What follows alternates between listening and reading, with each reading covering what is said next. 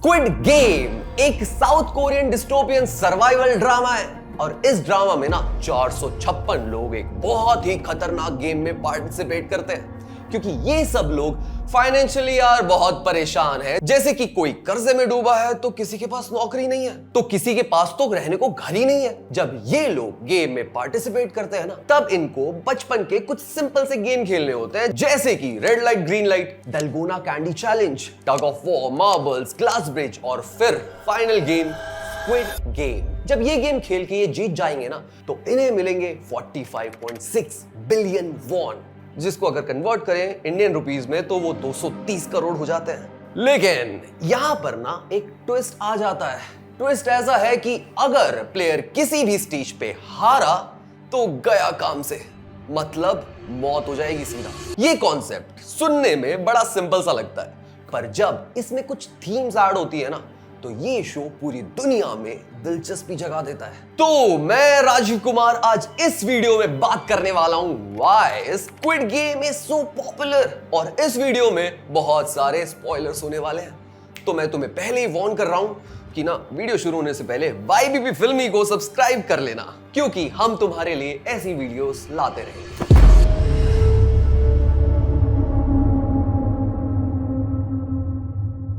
तो बात ऐसी है कि 2008 का टाइम चल रहा था। दुनिया ग्लोबल फाइनेंशियल क्राइसिस से बहुत ज्यादा ही परेशान थी और इसी परेशानी से शो के क्रिएटर युआंग भी ना बहुत ज्यादा ही परेशान थे।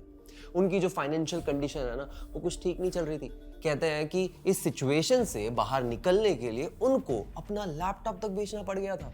ये बात बड़ी मामूली सी लगती है लेकिन यार जिसपे गुजरती है ना उसे ही पैसों की कीमत समझ में आती है। योंग का दिमाग ये सोचने पे मजबूर हुआ कि यार पैसे हमारी जिंदगी को कितनी अजीब तरीके से कंट्रोल कर लेते हैं। मतलब क्यों करते हैं, कैसे करते हैं, इसकी हकीकत क्या है। मेरे अलावा मेरे आसपास मुझसे भी शायद बदतर और बुरी हालत के लोग हो सकते हैं। योंग के दिमाग में ऐसे कुछ सवाल आए तो योंग ने ना एज अ राइटर इन सारे थॉट्स को अपनी रिसर्च पे डाल दिया। अपने आसपास की प्रॉब्लम्स को, सिचुएशंस को, हिस्ट्री को उन्होंने समझा, महसूस किया, खुद से उन्होंने सवाल तक किए। तब जाके उन्हें पता चला कि यार ये दर्द तो बहुत ही ज्यादा गहरा है। साउथ कोरिया में ना यार सटायरिकल वे में हेल जोसोन नाम का एक वर्ड है जो यूज किया जाता है इन जनरल, जिसमें जोसियोंग कोरिया डायनेस्टी पे आधारित एक वर्ड है जो 1392 से 1897 तक रूल कर रही थी। और हेल का मतलब तो यार हम सब जानते हैं। अब साउथ कोरिया में ना स्टूडेंट्स पे बहुत ज्यादा प्रेशर होता है। बच्चों को स्कूल से आते ही कोचिंग पे जाना पड़ता है, आधी रात तक पढ़ना पड़ता है। सबका ना एक ही गोल होता है कि किसी तरह, किसी भी तरह टॉप यूनिवर्सिटी में भाई एडमिशन मिल जाए। जॉब्स करने वाले लोग तो दिन के 12 से 14 घंटे काम करते हैं। वहां का कल्चर इतना पत्थर दिल का है कि आपके प्रमोशन की कोई गारंटी नहीं है। इस बात से वहां के लोग ना बहुत परेशान होते हैं। सोल जैसी सिटी में भी यार घर लेना एक मिडिल क्लास इंसान के बस की बात ही नहीं है। ज्यादा रेंट, ज्यादा हाउसिंग प्राइसेस के चक्कर में ना लोग शादी नहीं कर रहे हैं, परिवार ही बढ़ाना बंद कर दिया उन लोगों ने, रिश्ते निभाना अवॉइड करते हैं वहां के लोग, जिससे वहां पर ना 4 नोज मूवमेंट स्टार्ट हो चुका है। जैसे कि no dating, no marriage, no kids और ना ही घर खरीदना। तो हेल जोसन वर्ड इन सभी सिचुएशंस पर ना यूज होता है सटायरिकल वे में। तो योंग ने ना साउथ कोरिया में भेदभाव देखा, सोशियो इकोनॉमिक कंपटीशन देखा, वहां के सिस्टम से पब्लिक को बहुत ज्यादा परेशान देखा। यही सब से उन्हें अपने इस शो की इंस्पिरेशन मिली। अब अगर स्क्विड गेम सीजन 1 को अगर हम थोड़ा रिवाइंड कर ले ना तो कहानी शुरू होती है जी हुन को सबवे स्टेशन पे एक सूट बूट में तैयार एक सेल्समैन मिलता है जो एक रिक्रूटर होता है। अब रिक्रूटर जी हुन को दागची खेलने के लिए इनवाइट करता है और वो जीत भी जाता है। रिक्रूटर उसे स्क्विड गेम ज्वाइन करने के लिए कहता है और रिक्रूटर उन लोगों को टारगेट करता है जो फाइनेंशियल क्राइसिस में डूबे हुए हैं और सोसाइटी भी यार उन्हें एक्सेप्ट नहीं कर रही है क्योंकि उनके पास कोई जगह ही नहीं है रहने के लिए। जब सारे गरीब लोग गेम में आ जाते हैं ना और गेम खेलने लगते हैं तो उन्हें पता चलता है कि भाई गेम तो बहुत ज्यादा ही खतरनाक है, लेकिन प्लेयर गेम से भी ज्यादा खतरनाक है। मतलब प्लेयर्स एक दूसरे को ही मार सकते हैं यार। और गुलाबी कपड़े वाले भैया ये क्लियर कर देते हैं कि हम तो यहाँ पर किसी प्लेयर की प्रोटेक्शन करने नहीं बैठे हैं भाई, बल्कि हम आपके लिए गेम की पवित्रता बरकरार करने के लिए ही हैं। और जब एपिसोड्स आगे बढ़ते हैं ना तो गेम में एक बुड्ढा भी दिखता है जिसका नाम है ओइनाम, जो इनिशियल टाइम में सबका साथ देता है, पर भाई बाद में पता चलता है कि इस बुड्ढे को तो सारा गेम पता है, ये तो मास्टर है इस गेम का। ये बुड्ढा और इसके साथ मिले हुए जितने भी मास्टरमैन है ना वही गेम को फंड कर रहे हैं और इसका एंटरटेनमेंट चल रहा है इस गेम से। तो तब समझ में आता है भाई कि ये बुड्ढा इस गेम में सिर्फ इसलिए पार्टिसिपेट कर रहा है क्योंकि अब वो अपनी बची हुई लाइफ का मजा लेना चाहता है। इधर डिटेक्टिव योंग जुन हो अपने भाई को ना ढूंढने निकलता है और वो स्क्विड गेम की छानबीन भी करता है। गार्ड्स के कपड़ों में घुसकर गेम की ऑर्गेनाइजेशन और मास्क वालों की हिस्ट्री तक पता लगाता है। जुन हो को पता चलता है कि जो उसका भाई है ना योंग इन हो वो फ्रंट मैन है।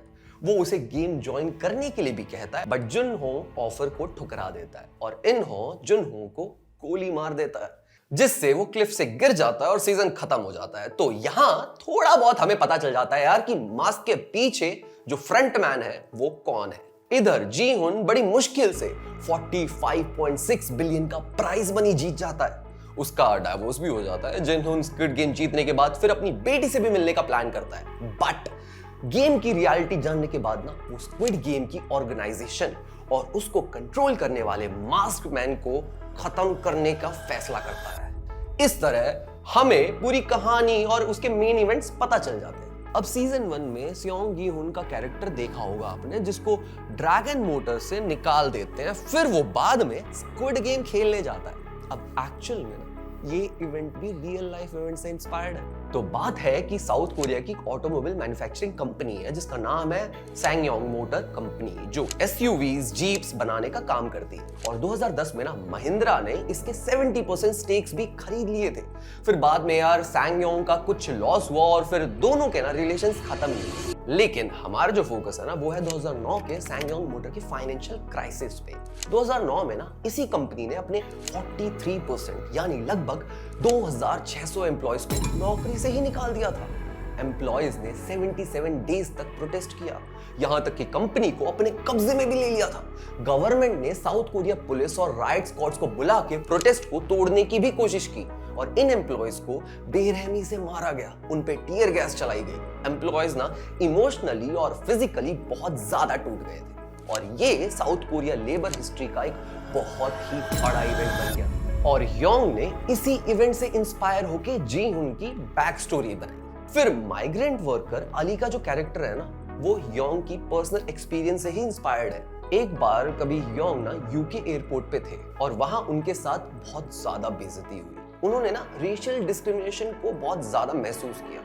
उस वक्त कुछ उन्होंने रिएक्ट नहीं किया, अपने इमोशंस पे बहुत ज्यादा कंट्रोल रखा, बट आगे जाके यही गुस्सा यही दर्द उन्होंने ना अली के कैरेक्टर में डाला और उस कैरेक्टर को लोगों ने बहुत ज्यादा पसंद किया। इसके अलावा 70s और 80s के रिहैबिलिटेशन कैंप्स ने भी योंग को बहुत ज्यादा इंस्पायर किया।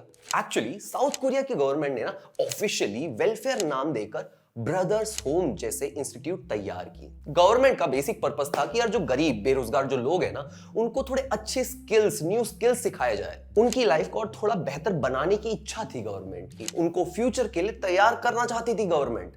पर एक्चुअली गवर्नमेंट का असली मकसद कुछ और ही था। साउथ कोरिया में ना 1986 में एशियन गेम्स और 1988 में सोल ओलंपिक्स होने वाला था। गवर्नमेंट चाह रही थी कि यार जो गरीब बेरोजगार जो फुटपाथ पे लोग रहते हैं ना उनको वहां से उठा के कैंप्स में लाया जाए ताकि इनको सोसाइटी की नजर से हटाया जा सके। अगर दूसरे बाहर के देश के लोग और मीडिया जब अंदर आके हमारी जो सड़कें हैं उनको दिखाएगी तो यार पोपट नहीं हो जाएगा। विकास तो सिर्फ हमारा हुआ है, देश का थोड़ी ना हुआ है। तो जो कैंप्स वेलफेयर इनके लिए बनाए गए थे उनमें लोगों को ना जबरदस्ती लाया गया, उनको टॉर्चर किया गया, कई लोगों को गुलामों की तरह ट्रीट किया गया, उनके साथ मारपीट हुई। कैंप के स्टाफ और अथॉरिटीज ने इन औरतों और बच्चों का बलात्कार तक किया।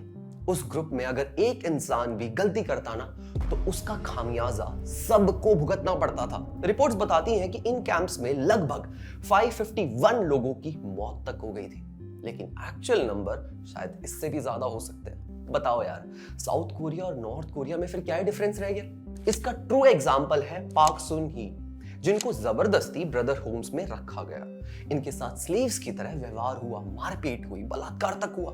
फिर बाद में पॉलिटिकल कनेक्शंस और पावर के सहारे ना इन सारी बुराइयों को छुपा दिया। इनके गुनहगार आज भी खुलेआम घूमते हैं। योंग ने यही पेन, यही रियल लाइफ हॉरर ना स्क्विड गेम में दिखाया है, क्योंकि वो चाहते थे कि सब समझे कि सिस्टम का ना सच क्या है। सिस्टम जो भी तुम्हें दिखा रहा है ना, वो सब सिर्फ एक तमाशा है। इसके अलावा योंग ने ना जापानीज सर्वाइवल कॉमिक्स तक पढ़ी हैं, जैसे कि बैटल रॉयल, लाया गेम वगैरह वगैरह। उनको ना इन कॉमिक और इन किताबों ने भी बहुत ज्यादा मोटिवेट किया, यहां तक कि योंग ने अपनी खुद के बचपन के गेम भी इसमें इस्तेमाल किए हैं, जैसे कि red light green light, dalgona candy challenge, जिसको खतरनाक बना के ना सर्वाइवल की एक डार्क रियलिटी दिखाई है योंग ने।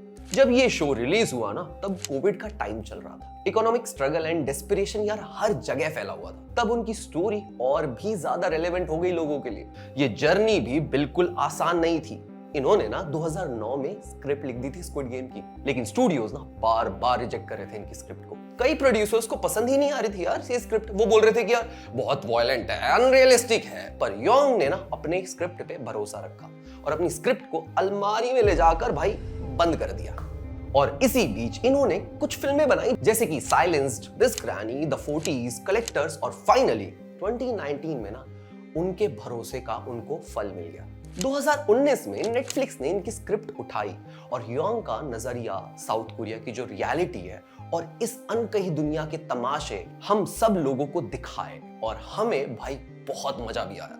जो लोग कहते हैं ना कि स्टोरी में कुछ मीनिंगफुल नहीं था, बस एंटरटेनमेंट ही था, तो भाई एंटरटेनमेंट के लिए तो हम सब जी रहे हैं ना। हमने कब देखा किसी का दर्द? हमने कब अपने दर्द को अपनी दवाई बनाई है ना?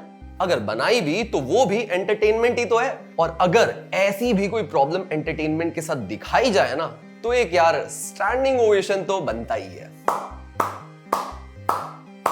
फिलहाल ये जो शो है केवल एक शो नहीं रहा, ये शो लोगों की आवाज बन गया। सीजन 1 ज्यादा फ्रेश था और उसमें प्रेडिक्शन कम थे। सीजन 1 में रियल लाइफ पर ज्यादा टाइम बिताया गया। हर कैरेक्टर गेम खेलने से पहले किस फाइनेंशियल क्राइसिस से गुजर रहा था वो तक दिखाया गया, और उनके पास इस गेम से बचने का कोई तरीका भी नहीं था। ये अच्छे से दिखाया गया था। मेन जो कैरेक्टर्स ज्यादा रिलेटेबल थे, इमोशनल कनेक्शन भी था उनके अंदर। और तो और सीजन 1 एक कंप्लीट स्टोरी थी जिसकी स्टार्टिंग और एंडिंग ना बहुत ज्यादा क्लियर थी। तो आइए योंग की इंस्पिरेशन जानने के बाद बढ़ते हैं स्क्विड गेम सीजन 2 की तरफ और उसकी छानबीन में।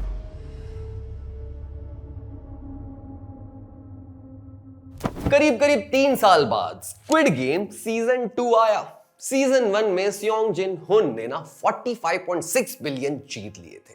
एंडिंग में उसे इस गेम के डार्क सीक्रेट के बारे में भी पता चल गया था, जिस कारण वो सीजन 2 में ना कंपटीशन खत्म करने का अपने पार्टनर्स के साथ प्लान बनाता।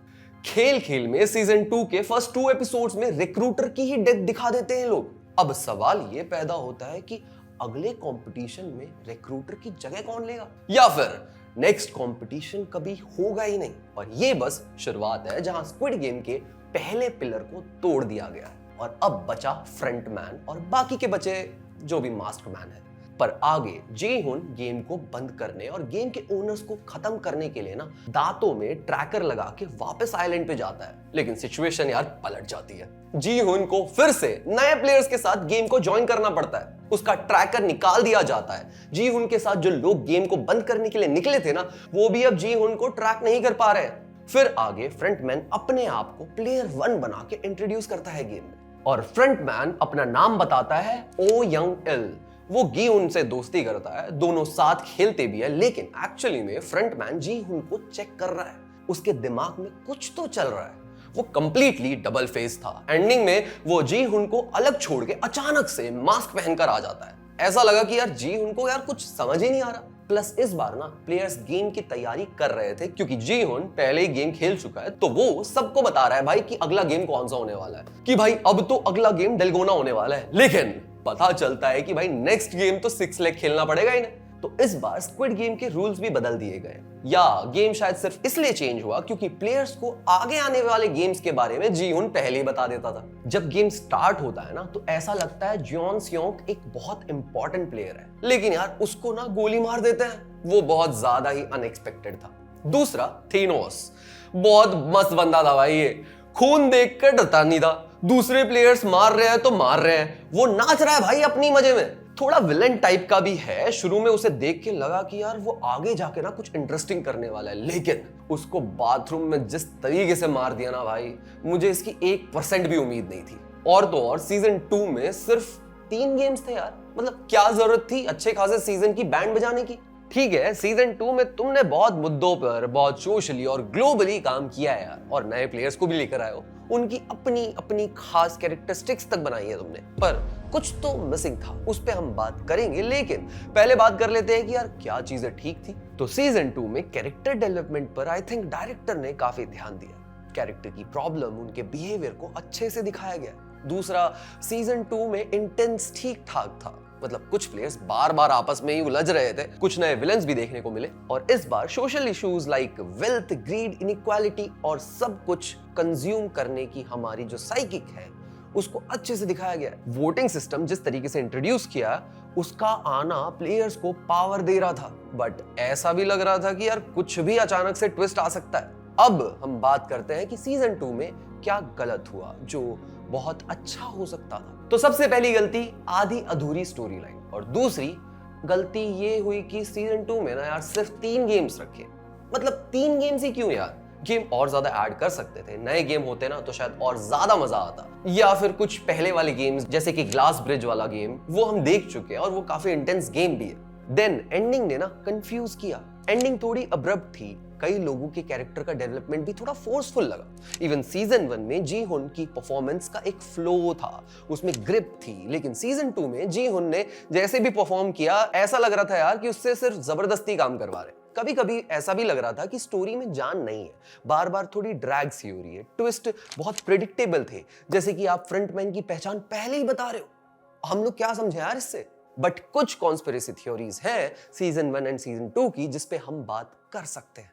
जैसे कि सीजन 1 में जी हुन सिंपल प्लेन दूध नहीं पी सकता था, उसे सिर्फ चॉकलेट मिल्क चाहिए था, और जो बुड्ढा था वो भी यही कहता था कि मेरा बेटा सही से दूध नहीं पीता था, उसको भी चॉकलेट मिल्क ज्यादा पसंद था। लेकिन हमने सीजन 2 में देखा कि जब फ्रंटमैन प्लेयर 1 बनकर आता है, वो भी दूध नहीं पीता है। तो क्या फ्रंटमैन उस बुड्ढे का असली बेटा है या फिर जी हुन उस बुड्ढे का बेटा है? ये काफी कंफ्यूजिंग है, लेकिन एक अच्छी कॉन्स्पिरेसी थ्योरी है।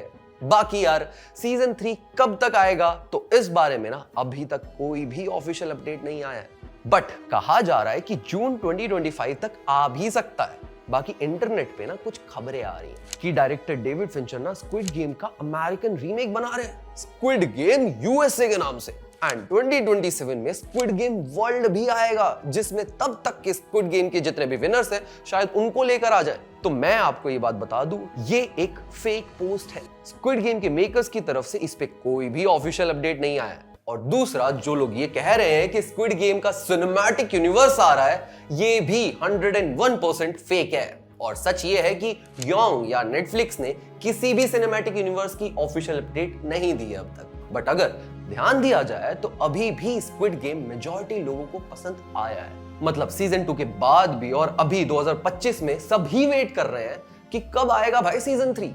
अब इस हाइप के पीछे के रीजंस काफी हो सकते हैं, लेकिन मेन रीजन है इस सीरीज की थीम। ये कॉन्सेप्ट सुनने में बड़ा सिंपल सा लगता है, पर जब इसमें कुछ थीम्स ऐड होती है ना, तो ये शो पूरी दुनिया में दिलचस्पी जगा देता है, जिसके बारे में हम अब बात करेंगे।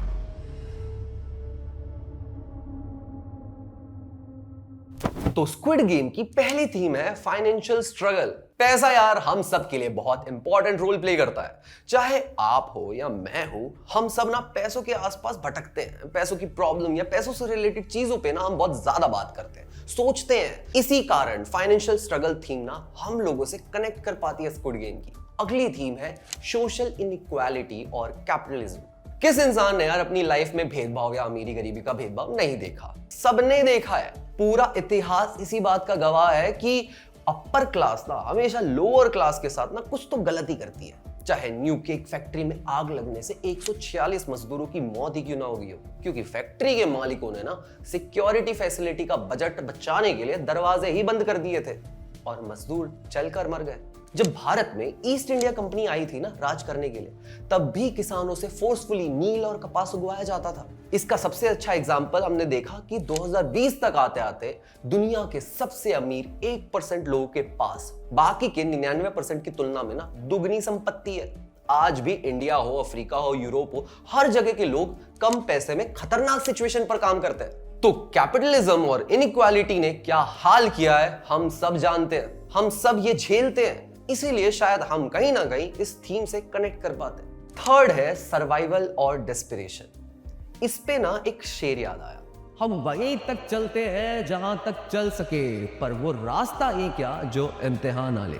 तो हम सब जिंदा रहने के लिए यार कितनी परीक्षाएं देते हैं, कितनी बार टूट भी जाते हैं, हार भी मान लेते हैं, उठ के खड़े भी हो जाते हैं। यही डेस्पिरेशन, यही सर्वाइवल की भूख ना इस सीरीज में हमें दिखती है, इसीलिए हम इस सीरीज से कनेक्ट कर पाते हैं। और फोर्थ थीम है मोरल डिलेमास। मान लीजिए मैं और आप एक ट्रेन में कहीं जा रहे हैं, अचानक से ना मेरी तबीयत खराब हो जाती है और मुझे अस्पताल ले जाना बहुत जरूरी है, लेकिन आप ना उसी ट्रेन से अपना इंटरव्यू देने जा रहे हो जिससे आपको नौकरी मिलेगी और आपका यार फ्यूचर बन जाएगा। तो अगर आप मेरी मदद करोगे ना तो आपको अपना इंटरव्यू छोड़ना पड़ेगा, तो शायद आपका फ्यूचर भी दांव पे लग सकता है। अगर आप इंटरव्यू के लिए जाओ और मेरी मदद ना करो तो नैतिक रूप से यार ये गलत महसूस करोगे आप अंदर से। तो ये एक मॉरल डिलेमा है, क्योंकि इसमें ना सही और गलत का फैसला लेना बहुत ज्यादा मुश्किल हो जाता है, और ये सब हम ना डे टू डे लाइफ में एक्सपीरियंस भी करते हैं। इसी कारण हम इस थीम से भी बहुत कनेक्ट कर पाते हैं स्क्विड गेम की। अब जो हमने सारी थीम बताई है ना, ये सारी थीम स्क्विड गेम की सक्सेस का प्लस पॉइंट है। इस थीम के अलावा अगर कोई दूसरा प्लस पॉइंट है तो वो है विजुअल अपील्स। मतलब कि स्क्विड गेम की विजुअल स्टाइल्स ने ना हम सबको बहुत ज्यादा अट्रैक्ट किया है, चाहे शो के सेट डिजाइन हो, कॉस्ट्यूम डिजाइन हो या लाइटनिंग डिजाइनिंग हो, सब बहुत ज्यादा यूनिक रहा है, बहुत आई कैची रहा है। कंटेस्टेंट्स के ग्रीन सूट्स दिखाना वो दिखाता है कि यार वो कितने मजबूर और बेचारे हैं, जबकि गार्ड्स का पिंक कपड़े दिखाता है पावर एंड कंट्रोल। यहाँ हर एक कलर का अपना एक साइकोलॉजिकल इंपैक्ट है जो हमें सबकॉन्शियसली कनेक्ट करता है शो से। इसका सेट डिजाइन देखो ना, तो कंटेस्टेंट्स के रहने की जो जगह है वो किसी स्कूल के हॉल, किसी स्टेडियम या जेल जैसी लगती है, जो कि आज की मॉडर्न सोसाइटी का फील देती है। वो पलंग कहने को पलंग है, लेकिन सिंबॉलिकली वो हमारी बिल्डिंग्स हैं, हमारे आसपास के जो कॉम्प्लेक्स हैं, जिन बेड के ऊपर कई सारे बेड हैं, वो ये दिखाता है कि हमारी बिल्डिंग्स में, कॉम्प्लेक्स में, अपार्टमेंट में कितने सारे फ्लोर हैं यार, और हम सब लोग उसमें स्टक हैं। जगह की कमी है, आबादी है, जगह के कारण रोज लड़ाइयां होती हैं। यही साइकोलॉजी, फिलॉसफी और डिजाइनिंग हमें मेटाफोर से सेट का मीनिंग समझाती है। दूसरा, इस शो में आपने ये सीढ़ियां देखी होंगी। इन सीढ़ियों का जो डिजाइन है वो एक Dutch graphic artist MC Escher के art work theory of relativity से इंस्पायर्ड है, जो कि दिमाग में अनईज और कंफ्यूजन क्रिएट करता है। शो में इस डिजाइन का यूज होना काफी सही बैठता है, क्योंकि इससे प्लेयर्स का इनर कैरेक्टर हमें दिखता है।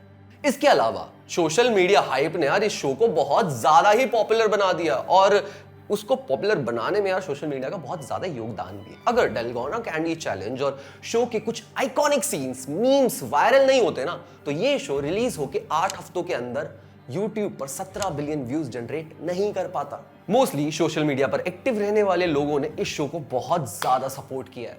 इसके अलावा स्क्विड गेम के कई गेम्स ना कोरियन कल्चर से इंस्पायर्ड है, लेकिन इन गेम्स को पूरी दुनिया में इसलिए पसंद किया गया क्योंकि हर कोई अपने बचपन में ना ऐसे सिमिलर गेम्स खेल चुका है, जैसे कि टग ऑफ वॉर, मार्बल्स या फिर लेग रेस। इन गेम्स ने ना हमें हमारे बचपन की याद दिलाई है। इसी कारण से ये शो इतना पॉपुलर हो पाया। ये शो फर्स्ट कोरियन ड्रामा है जो ग्लोबली नेटफ्लिक्स के टॉप 10 मोस्ट वॉच शोज की लिस्ट में आता है। सिर्फ 17 दिनों में टोटल 111 मिलियन लोगों ने इस शो को देख लिया है, और आगे फर्स्ट 28 डेज में 1.65 बिलियन आवर्स ये शो देखा जा चुका है। ये सक्सेस क्रिएटर का यूनिक कॉन्सेप्ट, कुछ रिलेटेबल थीम्स और एक अच्छे एग्जीक्यूशन का नतीजा है। और स्क्विड गेम देखने वालों के लिए एक आखिरी line, if someone's pain makes you smile, maybe it's time to ask yourself, what's really broken, guys?